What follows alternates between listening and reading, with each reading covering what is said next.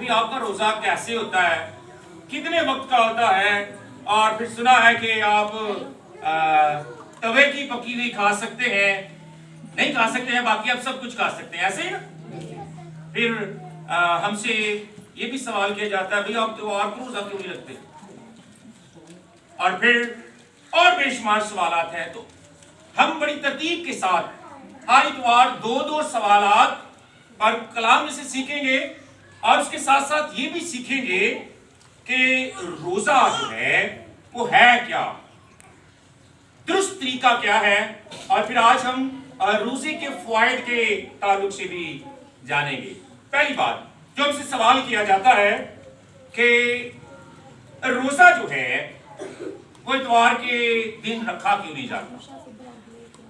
ये बड़ा सवाल है, क्योंकि जब खुदा यीशु मसीह ने बियाबान में रोजे रखे थे, ये हम अपनी बात कर रहे हैं, लेकिन बाइबल में लिखा है कि खुदा यीशु मसीह ने 40 दिन 40 रात का एक रोजा रखा। 40 दिन 40 रात का एक रोजा रखा और उसने उसमें गैप नहीं आने दिया, मुसलसल। लेकिन हम मसीही इतवार को रोजा क्यों नहीं रखते हैं। तो याद रखिए, दुनिया की तारीख हुआ है, किसी भी मजहब के अंदर किसी ने कभी ईद वाले दिन भी रोजा रखा है। किसी मजहब में किसी भी शख्स ने ईद वाले दिन रोजा नहीं रखा है। इसलिए हम जब कलाम का मुताला करते हैं तो इतवार का दिन हर एक मसीह के लिए उसके मसीहा का मुर्दों में से जिंदा होने का दिन है। इसलिए हम इतवार को रोजा नहीं रखते हैं, क्योंकि इस दिन मेरा और आपका मसीहा मौत और कब्र पर फतहमंद हुआ। तो ईद के दिन कोई भी शख्स रोजा नहीं रखता। ये सबसे पहला सवाल हमसे किया जाता है। और फिर ये भी सवाल किया जाता है कि भाई तुसी रोजा कितना खोल दे हो, है जी। ये हमें सवाल किया जाता है और हमें पता होना चाहिए बतौर मसीह होते हुए कि क्या खुदा ने हमें किसी खास चीज के बारे में कहा है कि भाई इस चीज को खाकर रोजा रखना है और इस चीज को खा कर रोजा खोलना है। याद रखिए, बाइबल मुकद्दस में खुदावन यीशु मसीह ने हमें ऐसी तालीम नहीं दी है। मैंने बचपन में ना बुजुर्गों से सुना है, वो कहते थे अच्छा जी नबकरा रोजा खोलो, लेकिन ये बाइबल मुकद्दस में ऐसी तालीम नहीं है। आप किसी भी चीज से रोजा रख भी सकते हैं और खोल भी सकते हैं। ये दो सवाल आज हमने इसको जाना है।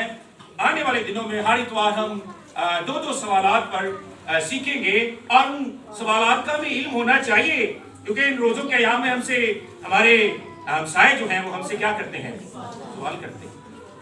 आइए कलाम की तरफ हम आते हैं।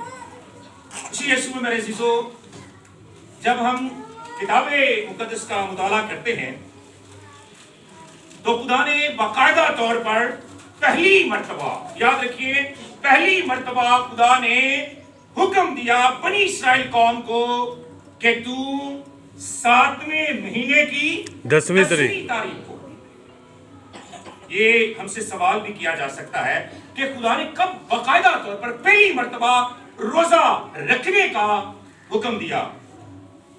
तो जवाब है अखबार की किताब 16वां बाब और उसकी 29वीं आयत।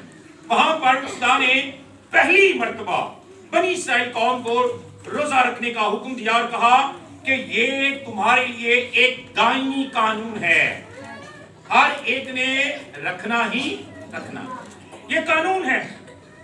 और याद रखें कि मसीहियत के अंदर रोजा जो है वो दीने यहूद से आया है। बनी इस्राएल कौम से रोजा जो है, हम देखते हैं कि खुदा यीशु मसीह भी क्या थे, यहूदी थे, और दीने यहूद से रोजा मसीहियत के अंदर आया है। इसलिए यीशु मसीह ने भी रोजा रखने की क्या दी है, तालीम दी रोजा रखने की। और खुदा यीशु मसीह ने जब तालीम दी है रोजा रखने की, तो यीशु ने कहा जब तू रोजा रखे। अच्छा, रोजे का लफ्ज जो है ना, हम जब बाइबल मुकद्दस का मुताला करते हैं तो नए अहदनामा में भी रोजे का लफ्ज हमें मिलता है और नए अहदनामा में भी। पुराने अहदनामा में 55 मरतबा और नए अहदनामा में 8 मरतबा रोजे का लफ्ज है। बाइबल मुकद्दस में अगर कोई एक लफ्ज भी आ जाए तो उसकी अहमियत बहुत बढ़ जाती है। यहां पर तो 63 मरतबा रोजे का जिक्र है। इसलिए रोजे की अहमियत मसीहियत के अंदर बहुत ज्यादा है। बेशुमार लोग जो हैं अपनी आसानी के लिए, मैं ऐसे ही कहूंगा, अपनी आसानी के लिए हमें यह कहते हुए नजर आते हैं कि रोजा हम पर फर्ज नहीं है, हम रखें या ना रखें, ये वो अपनी आसानी के लिए बात कर रहे हैं। जबकि यीशु ने रोजा ना रखने की तालीम नहीं दी है। यीशु ने तो तालीम दी है कि जब तू कोई दिन महीना उसने मुकर्रर नहीं किया है, ये दिन जो है ये कलीसिया ने मुकर्रर किए हैं। 40 आयाम, ये आयाम कलीसिया के मुकर्रर करता है। लेकिन खुदावंद यीशु मसीह ने रोजा रखने की क्या दी है? तालीम दी। यीशु ने कहा जब तू रोजा रखे, उसने 16वीं आयत में ना जो काम नहीं करने हैं रोजा रखते हुए, 16वीं आयत में उसका जिक्र है, और जो काम हमने करने हैं ना उनका जिक्र 17वीं आयत में मिलता है। क्योंकि खुदा अपने अहकामात बनी नौ इंसान पर जारी और सारी कर देता है। ये उसका हुक्म है कि ये काम नहीं करना है, और 17वीं आयत में हुक्म यह है कि ये काम हमने करने हैं रोजा रखते वक्त। रोजा क्या है जी? रोजा इबादत का एक तरीका है, इबादत का, और हम अपने जिंदा खुदा की क्या करते हैं? इबादत करते हैं। रोजा इबादत का एक तरीका है और एक खास वक्त तक अपने आप को खाने पीने की चीजों से दूर रखने का नाम रोजा है। खुदा यीशु ने कहा जब तू रोजा रखे तो अपने सर में तेल लगा, तेल डाल।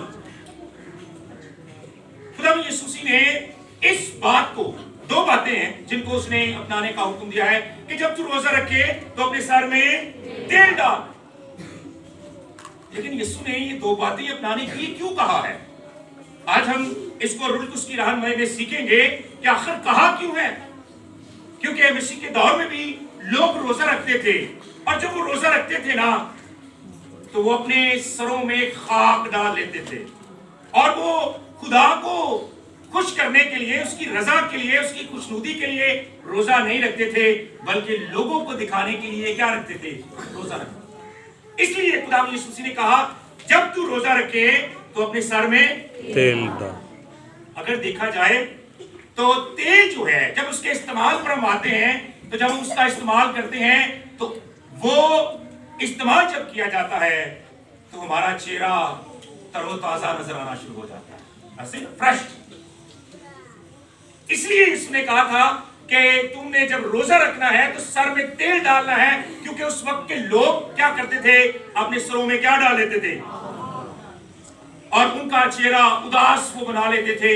लेकिन जब तू तेल डालेगा तो तेरा चेहरा उदास नहीं बल्कि तरोताजा रहेगा, चमकेगा तेरा। इसलिए यीशु ने कहा कि रोजा रखते वक्त तो अपने सर में तेल डाल। और तेल की जब हम बात करते हैं ना तो बाइबल मुकद्दस में तेल का इस्तेमाल काहिनों को, बादशाहों को, नबियों को मसा करने के लिए इसका इस्तेमाल किया गया। तेल आपको याद होगा कि जब दाऊद का बेटा जो बत्शेबा से हुआ था, जब वो बीमार हो गया तो मुकद्दस दाऊद ने उसके लिए क्या रखा? रोजा रखा। जमीन पर बैठ गया और उसके लिए रोजा रखा। लेकिन उसका वो बेटा मर गया, और जब उसे इस बात का इल्म हुआ कि वो मर गया है, उसने किया क्या है?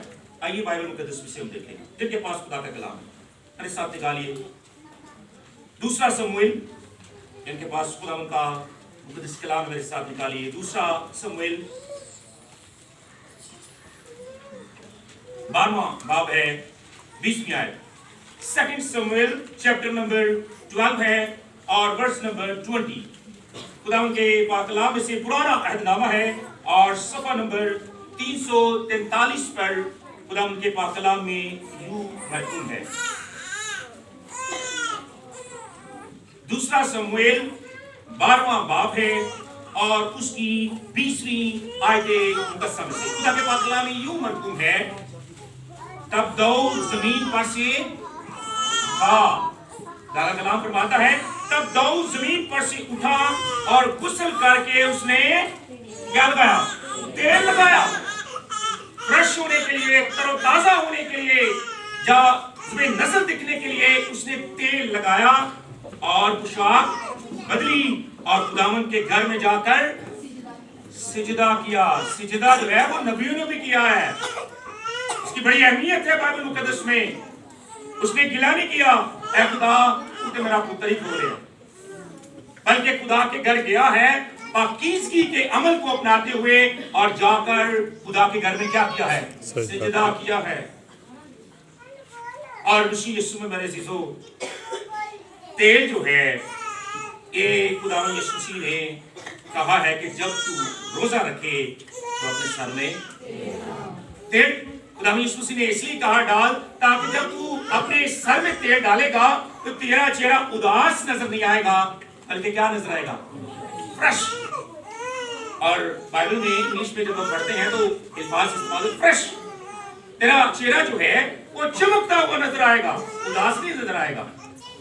फिर उसने यीशु मसीह ने दूसरी बात कही है कि अपना मुंह क्या कर दो, मुंह दो।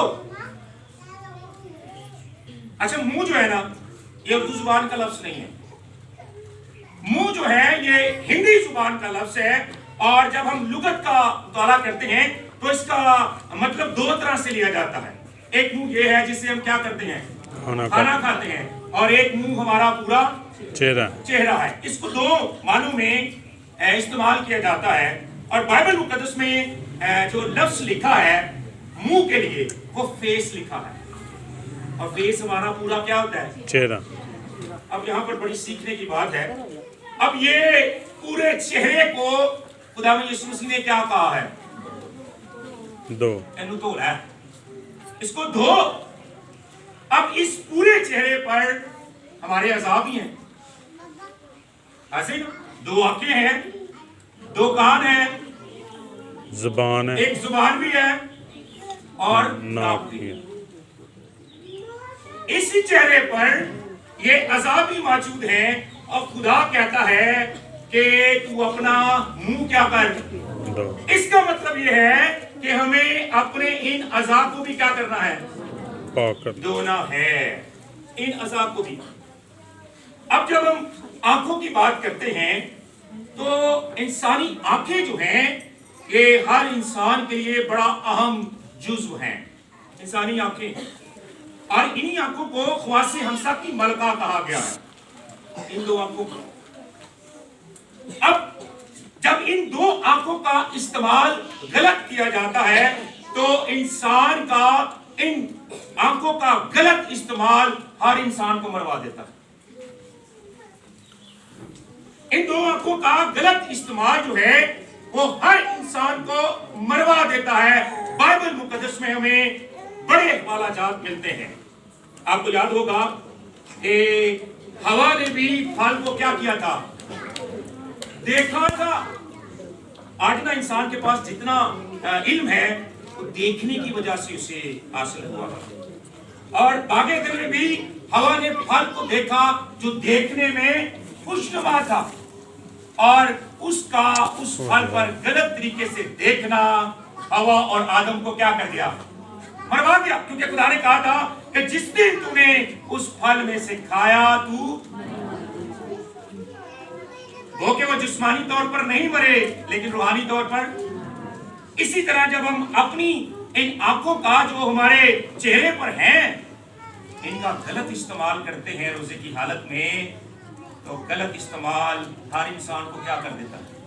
मरवा देता है। शमसून को देख लें, शमसून ने भी अपनी इन दोनों आंखों से किसे देखा? एक फिलिस्ती औरत को, दलैला को। उससे उसे इश्क हो गया। माँ बाप ने कहा कि ये एक गैर कौम की औरत है, खुदा ने हमें मना किया है कि हम गैर कौम में शादी। कुज़ात की किताब 14वां बाब पहली आयत का आप मुताला कर लें, वहां पर हमें इस बात का जिक्र मिलता है और आज अगर हम अपनी मुस्लिम कौम की बात करें तो आज हमारी बेटियां भी तो यही कुछ कर रही हैं, जो कि खुदा के कलाम के खिलाफ बात है। मैं उन बेटियों को यह पैगाम देना चाहता हूं कि समसून को देखें, उसने भी अपनी आंखों का गलत इस्तेमाल किया और यही दो आंखें उसी औरत की वजह से निकाल दी गई थी। बाइबल में ये वाकया पूरा दर्ज है। आप गुजात की किताब का मुताला करें तो आपको वहां पर इसका जिक्र मिलेगा कि फिर यही दो आंखें जिनका उसने गलत इस्तेमाल किया था। हालांकि वो खुदा का बहुत बड़ा क्या था, सूरमा था, बहुत बड़ा सूरमा था, उसके बालों के अंदर ताकत थी, लेकिन एक औरत ने, और जब उसने अपनी दोनों आंखों का गलत इस्तेमाल किया उस औरत के लिए, तो ये दोनों आंखें उसे खोनी पड़ गई, निकाल दी गई। फिर आप देखिए मुकद्दस दाऊद ने भी इन्हीं आंखों का इस्तेमाल किया है। उसने हित्ती ऊरिया की बीवी को देखा जिसका नाम क्या था जी, बत्सबा। उसने भी अपनी इन आंखों का जब गलत इस्तेमाल किया तो उसकी नजर हित्ती ऊरिया की बीवी पर पड़ी, और फिर हम देखते हैं कि उसकी इन्हीं आंखों के गलत इस्तेमाल की वजह से उसकी जिंदगी में मुश्किलात आ गई। याद रखिए, इन आंखों का इस्तेमाल मसीह यीशु ने हमें कहा है कि हमें अच्छा करना है। इसी बाब में मत्ती की इंजील में यीशु मसीह ने आंख के बारे में बड़ी खूबसूरत बात कही है। आइए इनके पास खुदा का कलाम है, आंख को क्या कहा है यीशु मसीह ने। मत्ती की इंजील उसका 6वां बाब है और उसकी 22वीं आयत। जिनके पास खुदा का जिंदगी बख्शुदा कलाम मौजूद है मेरे साथ निकालिए। मत्ती की इंजील उसका 6वां बाब 22वीं आयत। लिखा है, बदन का चिराग आंख है, बस अगर तेरी आंख दुरुस्त हो तो तेरा सारा बदन। इससे बढ़कर और क्या तालीम हमें मिल सकती है। यीशु ने तो बड़ा वाज़िया कह दिया है कि बदन का चिराग तो आंख है, और अगर इसका इस्तेमाल दुरुस्त होगा तो तेरा सारा बदन क्या होगा, रोशन होगा। और अगर तेरी आंख खराब हो तो तेरा सारा बदन क्या हो जाएगा। हम सब समझदार हैं, इस्तेमाल ठीक करेंगे बदन रोशन, इस्तेमाल गलत करेंगे तो बदन तारीख। ना सिर्फ बदन तारीख, जिंदगी की तारीख। ये यीशु की मुंह की बातें हैं। आगे जब हम बढ़ते हैं ना, इन कानों का भी हमारे चेहरे का एक कान हिस्सा है। अब इन कानों से हम क्या करते हैं, केड़ियां गल्लां, बुराइयां, चुगलियां। इन्हीं कानों से हम बुराइयां सुनते हैं, लोगों की चुगलियां सुनते हैं। चुगलियां करने वाला थकदा नहीं करके है जी। ये इन्हीं कानों से हम लोगों की चुगलियां सुनते हैं, गलत बातें सुनते हैं, और जब गलत बातें इन्हीं कानों से सुनते हैं तो इंसान भटक जाता है। ये पक्की बात है। जब गलत बात हम सुनेंगे तो हम बहक भी जाएंगे, भटक भी जाएंगे। लेकिन खुदा का कलाम पता क्या कहता है सुनने के ताल्लुक से, किस तरह सुनना है। आइए बाइबल मुकद्दस में से हम इस बारे में जानेंगे कि यीशु मसीह ने क्या कहा है सुनने के ताल्लुक से। जिनके पास खुदा का कलाम मेरे साथ निकालिए, मरकुस की इंजील उसका 4वां बाब है, उसकी 24वीं आयत। जिनके पास खुदा का मुकद्दस कलाम है, मरकुस की इंजील 4वां बाब 24वीं आयत। द गॉस्पेल ऑफ मरकुस चैप्टर नंबर 4 और उसकी वर्ष है 24। खुदावंद के पाक कलाम से हम देखेंगे मरकुस की इंजील उसका 4वां बाब और उसकी 24वीं आयत। सुनने के बारे में यीशु ने क्या तालीम दी है। क्या चुगलियां ही सुनते रहना है, बुराइयां ही सुनते रहना है, सुनना कैसे है। आइए कलाम एक तस्वीर से जानेंगे। लिखा है, फिर उसने उनसे कहा, खबरदार, ये मेरे लिए भी है, आप सबके लिए भी है। ये बात याद रखें, मैं इससे बाहर नहीं हूं, मैं सबसे पहले अपने आप को शामिल करता हूं।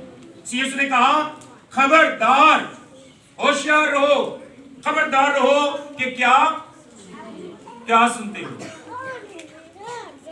क्या सुनते हो, खबरदार हो जाओ। क्योंकि अगर हम गलत सुनेंगे तो हमारी जिंदगी बहक जाएगी, हम बहक जाएंगे। हम लोगों के लिए बरकत का नहीं बल्कि ठोकर का सबब बनेंगे। गलत सुनने से ईमान कभी मजबूत नहीं होता है, बल्कि ईमान कमजोर होता है। और खुदा का कलाम कहता है कि कलाम के बारे में जब हम पढ़ते हैं, रोमियो के खत का मुताला करते हैं, तो 10वें बाब की 17वीं आयत में लिखा है कि ईमान सुनने से पैदा होता है और सुनना मसीह के कलाम से। ईमान को मजबूत करने के लिए उसकी कलाम को सुने, चुगलियां सुनियां बंद कर दो, करना भी बंद कर दे। खुदा का कलाम ये सिखा रहा है, खबरदार हो जाओ क्या सुनते हो। और सुनना हमने मसीह के कलाम से। अगर हम अपने ईमान को मजबूत करना चाहते हैं तो कलाम में से सुनना शुरू करें। अच्छा, जब कानों से हटकर हम आगे आते हैं ना, जरा गौर तलब बात ये है, हमारे कान कितने हैं, आंखें और जुबान कितनी है? वो देखिए, एक जुबान ने आज बड़े फसाद खड़े किए हुए हैं। शुक्र है एक जुबान है। एक जुबान ने इतने फसाद खड़े किए हुए हैं कि इस जुबान के गलत इस्तेमाल से खानदानों के अंदर आग लग जाती है। मैं नहीं कह रहा, बाइबल कह रही है। आइए, जिनके पास खुदा का कलाम है, खुदा का कलाम क्या कहता है कि ये जुबान है क्या। आइए, जिनके पास खुदा का कलाम है, यकूब का आम खत, जिनके पास खुदा का जिंदगी बख्श पाक कलाम है, मेरे साथ निकालिए यकूब का आम खत, खुदा के जिंदगी बख्श पाक कलाम से यकूब का आम खत है जी, 3रा बाब है। जेकब चैप्टर नंबर 3 है और उसकी वर्स 6 है जी। खुदा के पाक कलाम में, नए आदनामा में यकूब का आम खत है, बाब नंबर 3 है और उसकी आयत मुकद्दसा 6 है जी। बाइबल मुकद्दस में क्या ही खूबसूरत बात लिखी है जुबान के बारे में, जरा सुन लीजिए। लिखा है, जुबान भी एक आग ला दीजिए। जुबान का जब गलत इस्तेमाल किया जाता है, जो गलत इस्तेमाल कर रहा होता है ना, उसे लगता है कि शायद एक जिंदगी में आग लगी है, लेकिन इसी जुबान का जब गलत इस्तेमाल किया जाता है तो एक जिंदगी में नहीं बल्कि खानदानों के अंदर आग लग जाती है, कलीसिया के अंदर भी आग लग जाती है इस जुबान के गलत इस्तेमाल से। इसे आग कहा गया है। और ये बिल्कुल ऐसे ही है कि जंगल में आपके लिए किस चीज की जरूरत होती है? चिंगारी। एक चिंगारी जो है वो सारे जंगल को जलाकर क्या कर देती है? राख कर देती है। अब यही जुबान एक है। इसी का जब गलत इस्तेमाल किया जाता है ना, तो फिर आप समझदार हैं, फिर क्या होता है। काश के गलत इस्तेमाल करने वाले इसका सही इस्तेमाल करें, तो यही सही जुबान का जब इस्तेमाल किया जाता है तो टूटे हुए खानदान भी जुड़ जाते हैं, लेकिन जब गलत इस्तेमाल किया जाता है तो मजबूती के साथ जुड़े हुए खानदान भी बिखर जाते हैं। ये है इसका इस्तेमाल। यीशु मसीह ने कहा है कि रोजा रखते वक्त अपने इन अज़ाब को भी क्या कर ले, धो ले, इनको पाक साफ कर ले, क्योंकि तू अपने जिंदा खुदा की इबादत के लिए उसके कदमों में आया है। इसी यीशु में मेरे अजीजों, अब जरा आगे बढ़ते हैं, रोजे की तरह फायदे को भी देख लें। रोजा रखने से हमें फायदे क्या मिलते हैं, क्योंकि इंसान की फितरत है, वो कभी भी घाटे का सौदा वो कहता है अच्छा जी मेरा फायदा क्यों है। हर बंदा ना जब बात कर रहा था ना, भाई मेरा तो इतना फायदा ही क्यों नहीं, सानू इतना कोई फायदा नहीं मिलना, लादा काम रहन दियो। मैं बात कर रहा हूँ, मैं ये बात कर रहा हूँ कि जब हम बात करते हैं तो पता क्या होता है, हर इंसान कहता है कि इससे मेरा फायदा क्यों होगा। जब उसे अपना फायदा भी नजर आता कहता है एनु रहन ही दियो। हर इंसान अपने फायदे के लिए काम करने के लिए तैयार होता है। अब रोजे से हमें क्या फायदा मिलेगा? अब रोजा जो है ना, कितने हरूफ का मजमुआ है? 4। अब रोजे से फायदा जरा देखिए। रोजे से सबसे पहला फायदा हमें क्या मिलता है? जब हम रे की बात करते हैं तो रे से हमें फायदा क्या मिलता है? ये लफ्ज रोजे का एक हरूफ है और रे से हमें फायदा मिलता है कि रोजा हमें गुनाह से रोकता है। कैसी खूबसूरत बात है, रोजा हमें गुनाह से रोकता है। और जब हम आगे बढ़ते हैं तो अगला क्या हरूफ है? हाँ जी, रे और आगे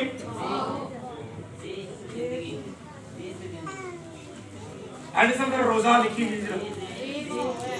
जरा जरा लिख लेने थे एडिसन साहब को, फिर आपको उन्हीं अल्फाज के साथ मैं लेकर चलूंगा। रे और क्या है आगे, वाओ। रे के बारे में हमने जाना है, रे हमें फायदा देती है। ये रे का हरफ जो हमें फायदा देता है, ये हमें गुनाह से क्या करता है, रोकना। वाओ जो है, वाओ का मतलब है कि रोजा हमें वक्त मुहैया करता है कि हम अपने जिंदा खुदा के साथ वक्त गुजार सकें। और रोजा वक्त देता है कि हम खुदा के साथ वादा कर सके, खुदा मैं गुनाह नहीं करूंगा। रोजा वक्त भी देता है, रोजा वादा करने का वक्त भी देता है। और आगे जब हम बढ़ते हैं तो अगला क्या है, से। अब से जब हम फायदे की बात करते हैं तो जे से हमें जो फायदा मिलता है कि रोजा जो है वो हमें खुदा के जोर को हासिल करने का मौका फराहम करता है। और खुदा के लोग जो है जो कमजोर होते हैं वो क्या हो जाते हैं, जोर आवर होते हैं। कलाम याद करता है कि कमजोर कहे कि मैं जोर आवर हूं। तो रोजा जो है, से जो है, वो खुदा के लोगों को जोर आवर बना देता है। कितना फायदा है रोजे का। अब हे की बात करें तो हे का मतलब पता क्या, हे से क्या फायदा मिलता है, हदायत। बुजुर्ग जो है ना वो बच्चों को पता क्या जहां बेहदायत है गया है जी, तेन हदायत नहीं है। और रोजा जो है हमें हदायत मुहैया करता है। हदायत अब क्या है, रोजा हमें फायदा देता है कि हम अपनी आंखों का दुरुस्त इस्तेमाल करें। हदायत दे रहा है रोजा, रोजा हमें हदायत दे रहा है कि अपने कानों का दुरुस्त इस्तेमाल करें। रोजा हमें हदायत दे रहा है कि अपनी जुबान को, जिसे आग कहा गया है, इसका दुरुस्त इस्तेमाल करें।